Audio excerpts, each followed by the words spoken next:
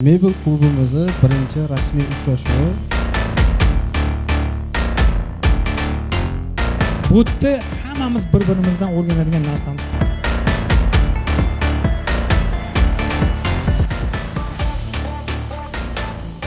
Hammaga xudo xolasa manfaatli bo'ldi.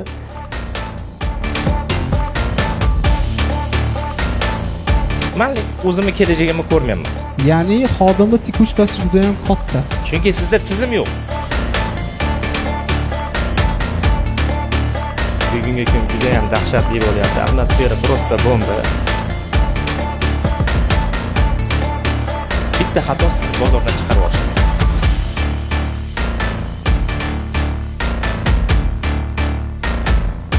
U minimalniy marjani qo'yadi, lekin millionlab sotadi. Bizdan katta narsalar kutiydi. Inshaalloh birga katta kuch bo'lishimiz mumkin.